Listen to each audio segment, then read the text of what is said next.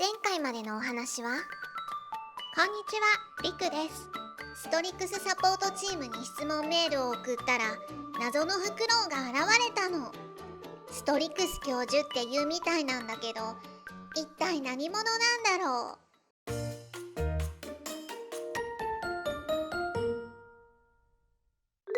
はじめましてリクさん。先ほどはストリックスサポートチームにメールで質問してくれてどうもありがとう。リクさんの質問に答えに来ましたよ。ストリックス教授は俺の師匠にゃ。頂戴した質問は、ストリックスで開発したオンラインゲームはどれくらいの人が同時に遊べるかという質問だったよね。はい、教授、ストリックスは世界中にいる多くの人が参加して一緒に遊ぶことができますか？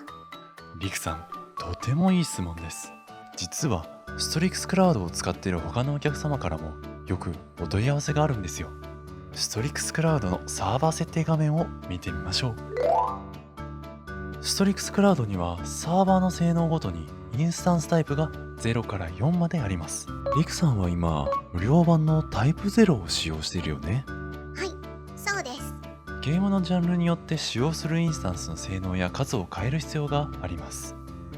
例えばどんなオンラインゲームが作りたいのかな？世界中にいるたくさんの人が同じ場所に集まっておしゃべりができるようにしたいです。その世界で生活するようなイメージですね。例えば誰かとペットのお世話をしたりとか、歌を歌ったりとか、もちろんゲームをしたりとか、いろいろやりたいです。とても楽しそうですね。わかりました。ではご説明いたします。タイプ0では一つのお部屋に100人が同時に接続して遊ぶこともできますし、複数の部屋に人数を分けることもできます。うわ、アポロがいっぱい。何か問題でも？ 4人1組でプレイをするゲームの場合、お部屋は25個作ることができます。ちなみに同時に接続する最大値のことを CCU と言います。この言葉をぜひ覚えてください。はい。続いて最も性能の高いタイプ4を使用した場合の同時接続数についてご説明していきます。タイプ4では1つのサーバーの CCU は7100接続まで可能です。つまり一つのサーバーで7000人が同時に遊ぶことができるっていうことですね。すごい。同じ条件のゲームを考えると1775個のルームを作成できるということですね。もちろんもっとサーバーを立ち上げれば CCU もルーム数も増えていくので、さらにたくさんの人がゲームで遊ぶことができます。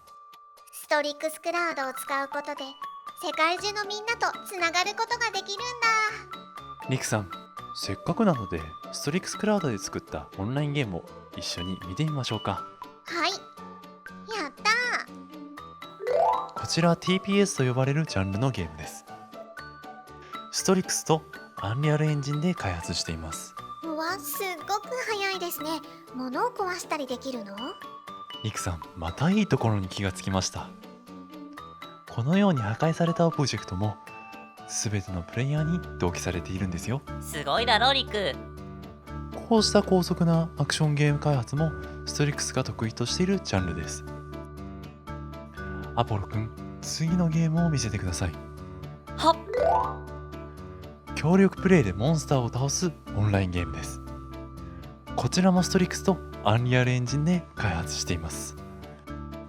アポロくん、ここからは君が説明できるかな？もちろんです。ではデモを動かしていきます。まずはキャラクター同士が同期していることを確認するために A 画面のキャラクターを動かしてみます。 B 画面に A の赤色のキャラクターの位置やアニメーションが同期していることが確認できました。